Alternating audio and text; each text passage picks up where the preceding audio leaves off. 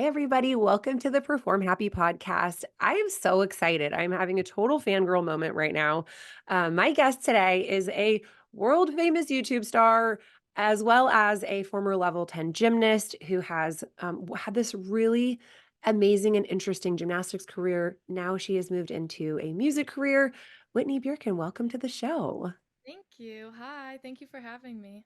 Yeah, so of course I've been like, what do they call it? Binging your content over the last few days, and I'm like, I feel like we're already best friends. So, I already know you, but basically I would love to start with just a little background for anyone who's been living under a rock and they don't know who you are. Can you tell a little bit about your unique gymnastics career?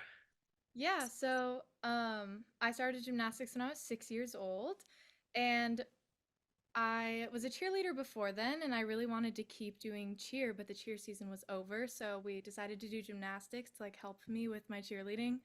And I was immediately hooked. I fell in love with it. I just wanted to be just like the older girls so bad, and I would work hard every day. And I think it was when I was like right when I started competing, I started posting videos to YouTube so that we could send the link to my relatives in Minnesota so they could see me compete because they weren't able to make it down as much to see me. Um, and then one day the videos just started because they were public, but we didn't really think too much about it. They started getting a lot of views.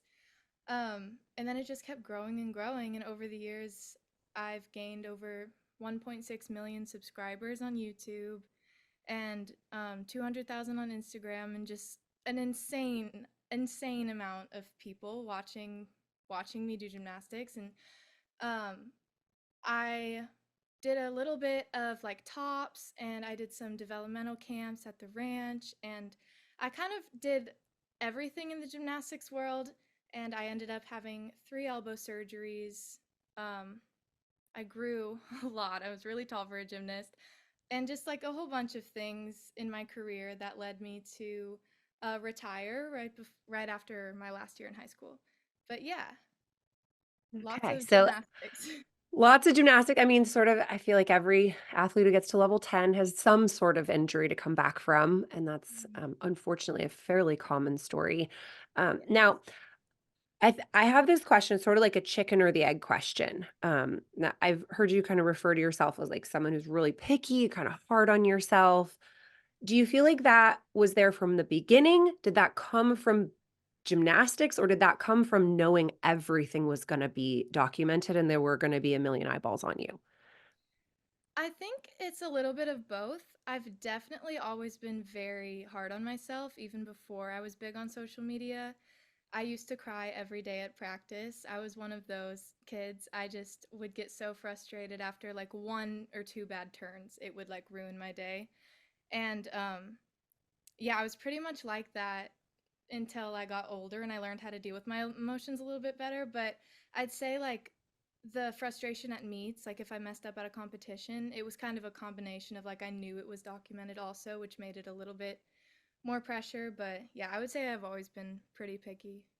Okay. And I feel like it's like gymnastics as a sport attracts the perfectionists who are hard on ourselves, who are like, we're aiming for a 10. Yeah. But then with even the average gymnast who's got like a parent with a Facebook account and the meet scores online, there's Hmm. still that low level feeling of like, this is going to be on the internet forever. Right. How did you cope with that? I mean, I imagine that you had some extra pressure coming from that. Did you have anything that allowed you to sort of like push that aside and compete well? Did it derail you? What was your relationship like with that pressure? Um, yeah, it's kind of hard to remember just because like I think every single competition was videoed since the start. So there was never a competition that I wasn't videoed. So to a point, it just started to feel normal. Like if I wasn't being videoed, it was just kind of like oh something's like what's happening. Um, so yeah, I'd say I got kind of used to it and I just learned to ignore it. But I think in the beginning, it definitely like when first started gaining a lot of views, I think it made me more frustrated and a little more conscious, but as I got older, I just didn't care as much. Yeah, that's something I want to tell every 12-year-old. like, this is gonna get better. You're not always gonna feel like everybody's watching you at every minute, even if they literally are, like, in your situation. So what are some of the things that you know now as an adult that you wish that 12-year-old Whitney could like, what kind of coping skills would you install in her if given the Yeah. chance? So 12-year-old Whitney, gymnastics was like everything. Like literally my everything I thought about ever. Like if I had a bad practice, I would think about it until the next day at practice. And it was just kind of like it was eat, sleep, gymnastics, and repeat. And I feel like if I could go back, I would tell her to kind of take a step back. Like there's so much more to life than gymnastics. And one bad competition is like I don't even remember. Like it was such a big deal and it would tear me up so much. But like now years later, I can't even really remember the times when I fell or was super frustrated. Like it's so small, so many years Yeah. later. So I guess I would just say like keep going. It's going to be ups and downs, but at the end of the day, it's all just part of your journey. Yeah. Now, and looking back on your journey, were there some bright spots? I know I have like a couple memories in my gymnastics career where I just felt like just full of joy and so happy. Do you have any memories that kind of stand out for you from your gymnastics career? Yeah, for sure. I mean, I could probably list them forever, but I think my favorite memory ever was after I was out for a whole year because I had an elbow injury. And I worked so hard for like 3 months to get back before season. And I just hadn't made any bar routines. I could not make my dismount. And I would do like 5 routines every day and just fall on my butt, fall on my butt, fall on my butt.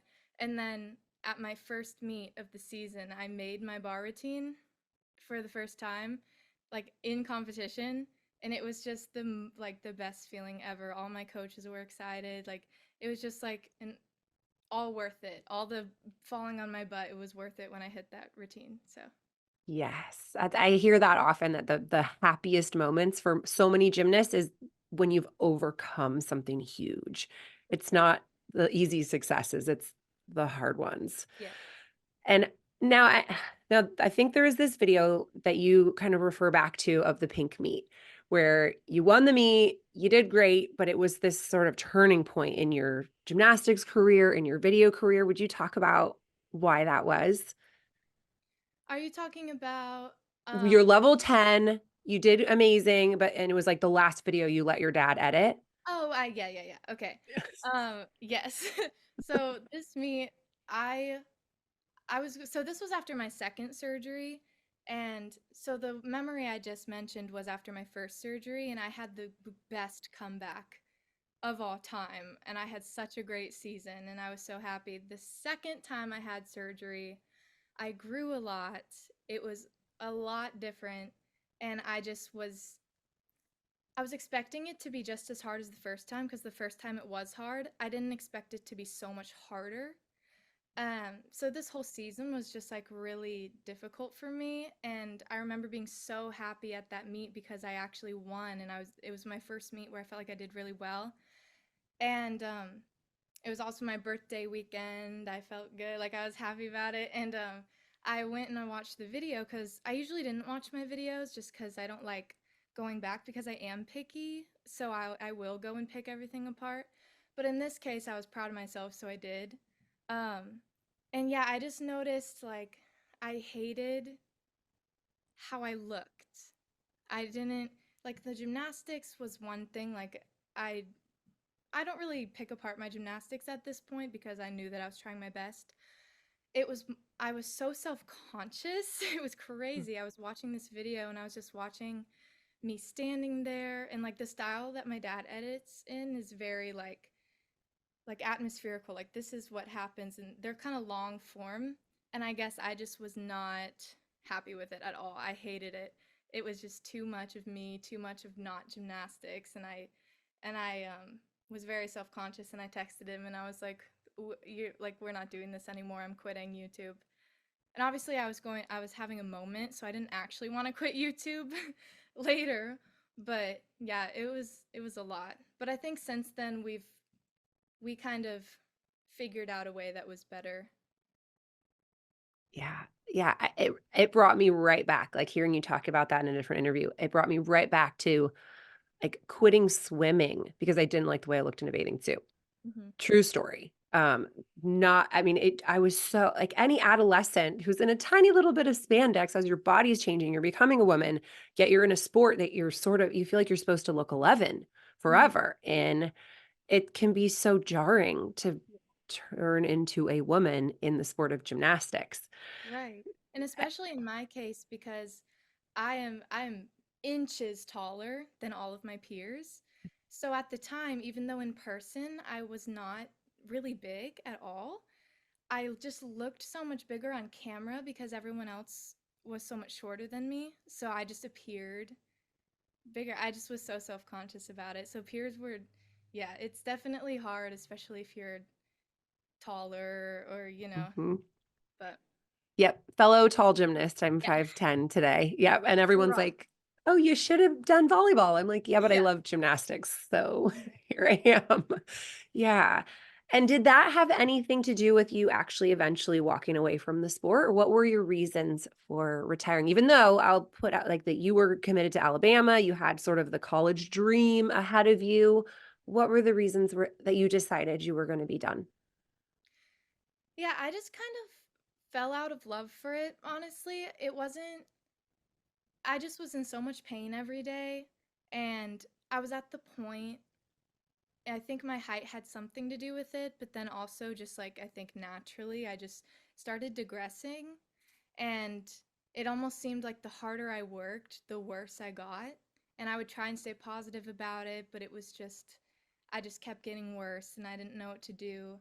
And that was also the same time when I discovered I was really, really passionate about writing music. And I was learning a lot about myself. I was starting to try new things and meet new people and make connections in the music world. And I was starting to get really excited about it. And it was just these two things, and one I was so excited about, and one I just dreaded doing.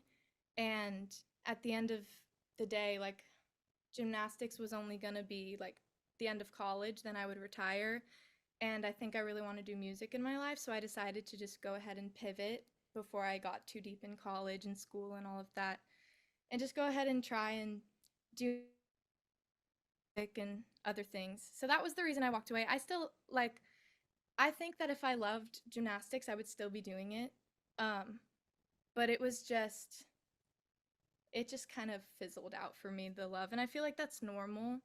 Yeah. I feel like a lot of people try and deny that it's happening to them, and they like force themselves to do the sport, and then they end up having to quit later because they realized too late that it just wasn't for them anymore.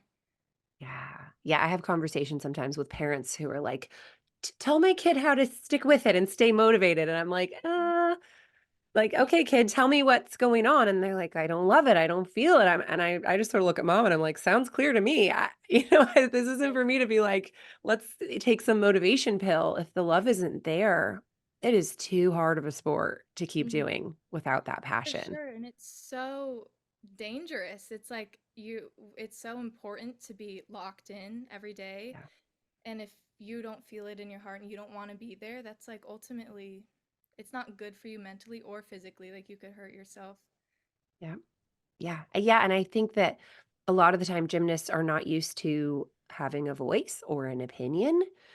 I don't know what your experience was like, but it's very common where gymnasts are like, "Well, this is what we do. It's what we've always done. I just do what the person tells me to do, and that's what I do." And then it's like you sort of look back and go, "Ah, how did I Yeah. get here?" So for you to actually make that decision, was that challenging, or was it just totally clear and you knew, "Okay, I love you all, and I'm moving on." Was that a challenging decision? Oh, yeah, it was the hardest thing I've ever done. It was so difficult.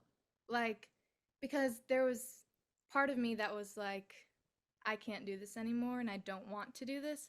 But then there was a part of me that was like, how could you ever quit after everything you've put into this? Like, how could you stop now that you've made it this far?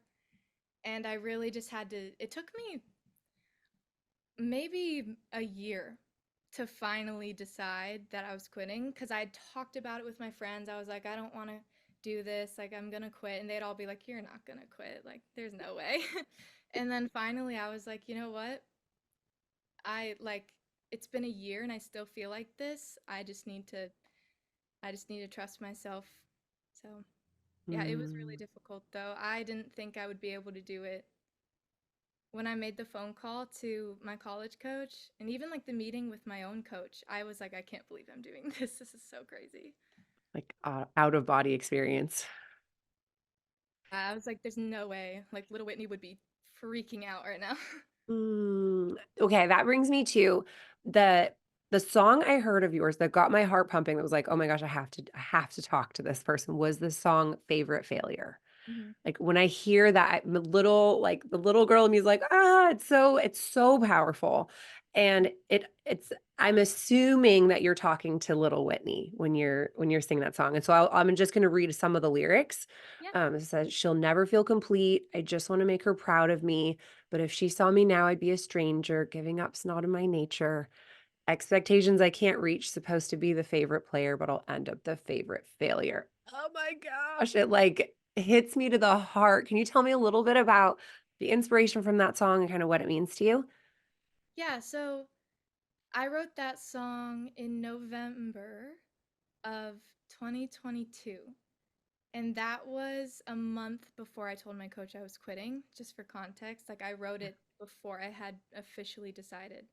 So at that point, obviously now I don't feel this way. I don't feel like a failure. I feel like my gymnastics career was whole. Like I don't feel like I cut it off and I'm happy with my career. But at the time, I just felt like I was failing everything that I worked for. I felt like I was failing. It I wrote that song for little me, but also for a lot of my followers who have followed me for some people up to 10 years and have watched me grow and were expecting me to continue in college for another 4 years.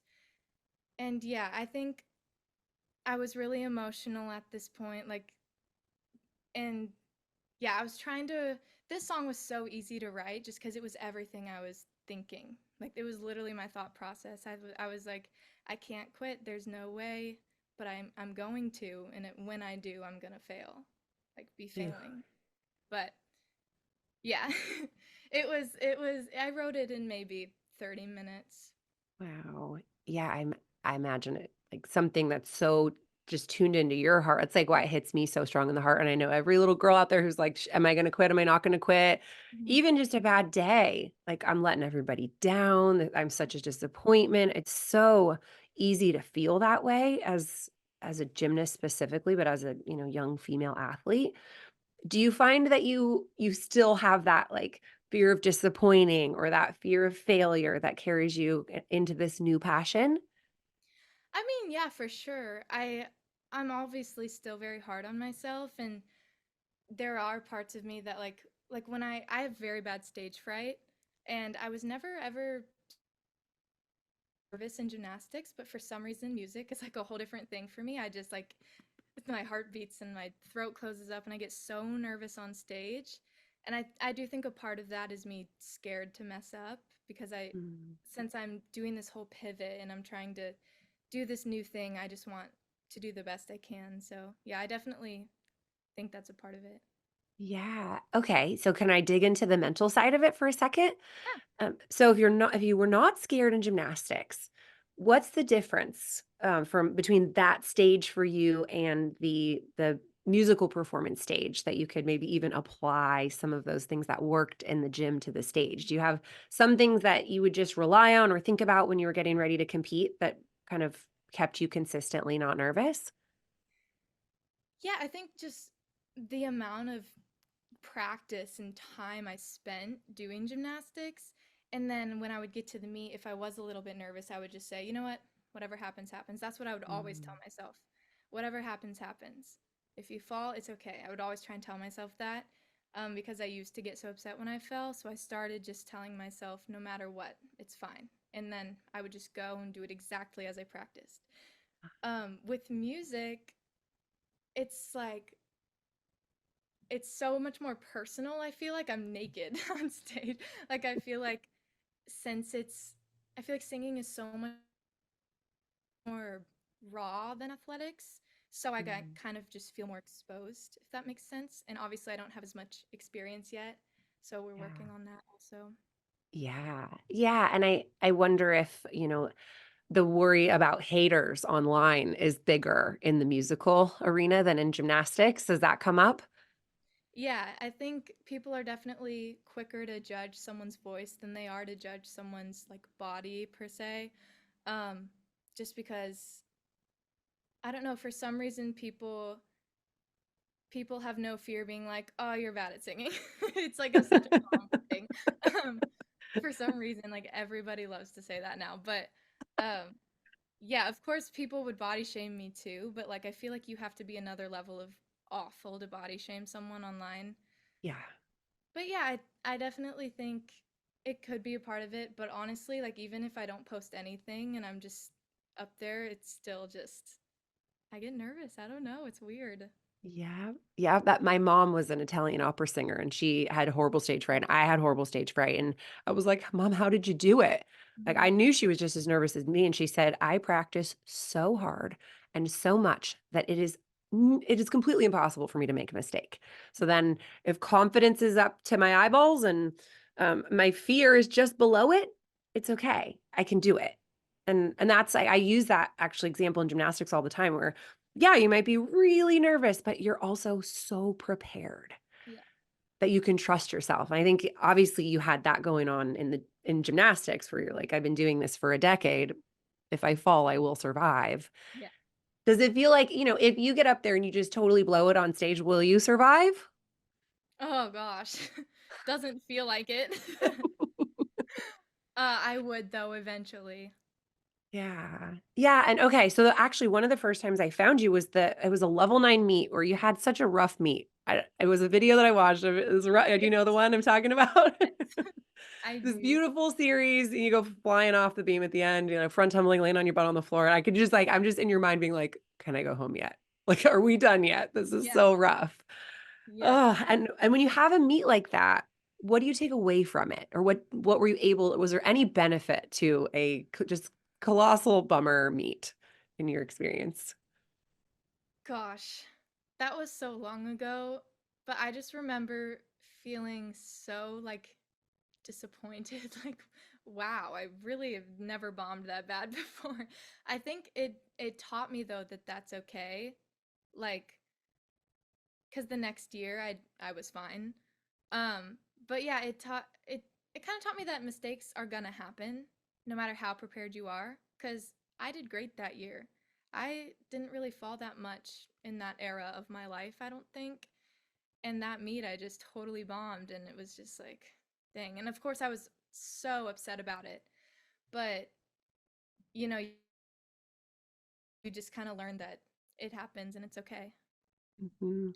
Yeah, and I think the quicker that performers, athletes can accept that not every day is gonna be perfect, Mhm. and makes me think about, like, Billie Eilish. I don't know if you've watched her documentary, and she's on stage and, like, rolls her ankle, and she's just like, like, she's so mad. She's like, "I just wanna sing my song and not deal with my stupid ankle," and, like, you could just see the frustration and how someone could be so mortified, and she's like, "Alright, I'm sitting on a stool and I'm finishing the show." Yeah. Like, this is what's happening right now, and just look at that and be like, "Oh, she's human. Okay, good." Like, maybe another human could do this thing too and Right. have these, like, really rough shows or rough moments and be like, "Alright," like Taylor Swift in the pouring rain. I'm just like, "Wow, she's, like, that how cool that she could have this and be like, all right, well, let's sing some songs." Yeah. Just to think back on the gymnastics and go, "Yeah, I can have a really rough meet," and then totally forget about it until a random lady on a podcast asks me about it, like, 5 years later or whatever, or 10 Yeah. years later. So, even the worst day, you're like, "Yeah, it's all good. I can Mhm. still love myself today and try new things." Yeah. So, okay, so now dealing with that public scrutiny, have you made any kind of like blanket policies of like, I don't read the comments or I don't like, have you done anything that sort of supports your mental health as far as other people's comments or watching other people's feeds or, other things that might bring down confidence that you could suggest to the insecure teen in the audience? Yeah, I definitely don't listen to like if you see a mean comment, delete it and just ignore it or don't even read them. I used to never read my comments ever. And before I got braces, my comments were terrible, but I just wouldn't even look at them. And yeah, if you don't see it, then you don't have to worry about it. So I would definitely suggest like don't look at them if you are getting hate, but then also you have to learn how to deal with it if you are seeing things and just ignore it. Like usually if I Mhm. see something that is rude, I'll just kind of know I know that's not true, or even if it is true, like I know it doesn't bother me and it's Mhm. okay. Like if it's bothering someone else, they don't have to watch. Um, so yeah, I think hate is definitely hard and everyone deals with things different ways. Like recently I've started kind of clapping back to some haters just cuz I got to put them in their place sometimes, but sometimes you shouldn't. Sometimes I shouldn't do that. But um yeah, I think it's just important to not let anyone get to you like no matter how deep it cuts you. Like even if it's Mhm. something you're super insecure about and they point it out, just say it's okay. It doesn't matter what they think. Mhm. Yeah. Oof. I mean, I think just as humans, we have enough self-consciousness naturally. Like, you walk by a mirror, you're gonna look at the good stuff or the one part you're like, "Ugh, that." To then have it echoed back at you, like, Right. "I see it too." It's like, oh, it's Yeah. already hard enough. Um, and the comparison, especially as an adolescent, you're supposed to be comparing yourself to others all the time. Am I Mhm. too tall? Am I too skinny? Am I too whatever? Am I not good enough? Am I not funny enough? Not likable enough? Mhm. Do you have any advice on that for, people who are falling into that trap a little bit of comparing and noticing that their confidence is taking a hit? Yeah, for sure. When I was, I want to say 14, and me and my friend group were kind of like becoming the older girls, if that makes sense. Um, a lot of the younger girls on our team were getting really good, and they were peaking, and they were starting to get good really, really fast, and they were starting to get skills that I couldn't do. And like kind of passing us skill level wise. And I remember somebody said like, how do you feel about the how do you feel about the younger kids like passing you? And I just remember thinking to myself, um, I'm my own person, and as long as I'm trying my best, that's the best I can do. And I used to always say that to myself whenever I felt like someone was, doing better than me or like progressing faster than me and I was just stuck. I would just say, Whitney, if you're trying your best, then that's the best you can do. You can't do any better than that. Like, is you just have to be content with if you're working as hard as you can and you're doing all that you can to be your best, then you don't have to worry about anybody else. Yeah. Oh my gosh. If I knew that, if I truly believed that at that age, I just can't even imagine how much more freedom Hmm. there would be. Yeah, and it's amazing to hear how, you've really built up this resilience because, you've got the hate, you've got the comparison, you've got, "Oh, there's my falling on my butt video up for 1,000,000 views. Great. Okay, Hmm. here we go." And there's somebody who's like thinks I need braces. Like, oh, to have all of that externally coming your way and to come out the other side, this self-assured person with coping skills. That's totally the ideal. Where and it's not everybody's story. Some people are Hmm. like, "No more spotlight. I can't handle it." Hmm. So what keeps you going? What keeps you being willing to, put yourself out there and be vulnerable even though there's this risk? I think it's just, I don't know, at the end of the day, just it's my life and I can do whatever I want. And I like the comments and all of those external things, if you really if you put it all aside, I I would want to be posting. So I just kind of think like no matter what, like we're going to just share whatever we want to share. If we don't want to share something, let's not share something. Like let's just live and do whatever and if people don't like it, they don't have to like it. So you're in control, Yeah. really. And Yeah. and that makes it feel kind of safe. With it. It's like I'm doing this because I choose to. Right. Therefore, I take on sort of Right. the unpleasantries of it along Yeah, with and the I think great stuff. that I wouldn't have this mindset like a couple years ago. I didn't have this mindset because I wasn't in control. Like I wasn't editing the videos and I wasn't putting them out. So there was a certain point where I felt like I was kind of like just like everywhere and I just didn't know where I was and like I didn't know what videos were out of me. I didn't know what I Mhm. looked like, what people were saying, but now I do, and I Yeah. just feel so much more like at peace with it. Yes, and that brings me to a question about parents and posting.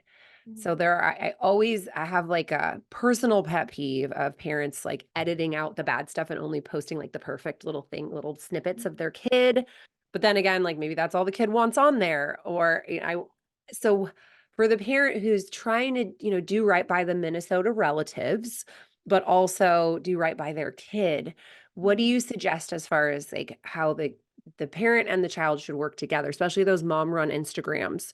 Right. What's your Uh-huh. advice for that scenario?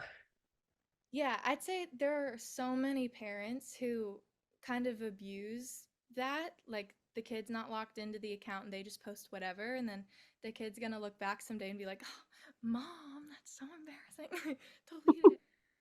So I think it's just really important, like, to have consent and show. For a while, I didn't. Me, I was kind of different because I didn't want to see the things that my dad was posting because I was so picky about it. I would tear myself up. So I just said, you know what, it's fine, just post whatever, because I trusted him enough to like I knew that pretty much everything was going to be put on and I was content with that. But for some kids who are on Instagram, they don't know what their parents are posting. Like their parents aren't like showing them the video and saying like what should I caption this? And that's what my mom always did when she managed my Instagram. She was always like, I think I'm going to post a picture. Be like, okay, and then I'd tell her like help her pick emojis or whatever. I think it's just really important for it to be a team effort, and if you look back and you're embarrassed, then at least you can say, "Oh, what were we thinking?" Not like, "I can't believe my mom posted that of me." Yeah. Um, yeah, and I think I don't know if you don't want to show you falling, then don't. But you shouldn't be embarrassed of it if you do. I don't know. I think it's just very important to have consent because I remember there are like two or three competitions that I told my dad I did not want posted, and he didn't. So even though I did show a lot of like me failing because I feel like that's important to like show that everyone has bad days, there are some things that you just don't want out there. And I think it's important to, don't be scared to tell your parent like, "Hey, I don't want that on the internet." Yeah. And they should say okay. And if they Yeah. don't, then that's a little annoying. Yeah. Yeah, and parents, don't be afraid to ask your kid and have them say no, even though you're Yeah. like, "But the audience would love it." You Right. know? Yeah. And my dad was big on that too. Like I would say, "Can you please cut that out? I don't That's embarrassing to me." And he'd be like, "But people would love it." And I'm like, "No, I don't care." It's me. I should pick. Yeah. Yeah. Parents, It it's your kid's face on the internet. It's not your face. It's your kid's face, your kid's gymnastics. So if they're not happy with it, don't put it out there. Yep. Okay. I would agree with that for sure. Yeah, and my little plea to the universe of gymnastics posters is post a little about character, post a little about resilience, post the thing that you're the most proud of, which is shouldn't be the scores and medals from my perspective. Because if your kid sees that all you're posting is that one skill you stuck and that one medal you got, that's a message as far as like what really matters. Did you ever get any kind of messages from what your parents were prioritizing that showed you like, oh, this is valuable, but this is not? No, because I would say I was always the one who, when I was little, I would want to win everything. So then when I didn't, I was like, ah, dang, they're gonna see that I lost. But I feel like it was kind of flip-flopped. Like my parents always wanted to show everything, and I was Yeah. usually the one who was a little like insecure about it. But um yeah. Yeah, I think it was there are definitely some parents though that only show like my kid's doing this and now my kid's doing this and look at her winning this and look at her winning that. But I'm like, what about the kid who had a broken arm and just did a did a handstand again? Like it's not always Yeah. about the big wins. Yes, those little like for you, yes, you did go and like nail your bar routine, but it's that I overcame, therefore other people can overcome too. It's an inspiration. That's what I think is the most valuable out there. Just like, For because sure. there's other little girls gonna be looking at your feed being like, "Oh, I'm not perfect like her. She always gets gold medals." Like, Mhm. they're the ones who are like, "Oh, the girl with the broken arm is back out there." Like, Yeah. "Yay, we're rooting for her. That's so exciting." Yeah, amazing. Well, okay, if you could give any last advice to the 12-year-old perfectionist who is extremely picky and very hard on herself that might allow her to have a slightly smoother journey, what would you suggest to her? To anybody who is struggling, I would say take a deep breath, close your eyes, and just let it all go for a second. Just don't think about anything. Um, because in a couple years, it will not matter. And I was that girl. I would be torn up for weeks if I had one bad practice, and it would bother me, and I would be at cry about it. Then I'd go to the gym and I'd cry about it. But it is all gonna be okay. It's all gonna work out as long as you're trying your best. Everything's gonna work out for you, I promise. And even if it doesn't feel like it, it'll work its way either way. I feel like everything happens for a reason, and you may hurt something, you have an injury, but maybe that injury prevented you from another thing that would have happened. I just feel like just trust in your journey and trust that everybody's journey is different. And most importantly, have fun. Have fun. Awesome. Because you're in it for fun. At the end, like you started it for fun. You're in it, yes, it's very serious, but at the same time, like you're in it for fun. Like, why would you be doing this? You know what I mean? Yeah. I could just talk in circles about this, but enjoy what you're doing because you don't want to look back one day and be like, man, I was so sad every day because I fell over at practice all the time. Like, it's Yeah, a if you fun can laugh sport. while you fall, it's gonna be a Right. better experience. You're so lucky to have the opportunity to do the sport. It's an amazing sport and it's a hard sport, so embrace it, Yeah, every part of it. amazing. Amazing, Whitney Bjerken, what a pleasure. Thank you so much for your wisdom. I am going to be listening to your music all the time. My little heart will be exploding as I do. I wish you all of the success in your new passion. Thank you so much for your time. Thank you so much for having me.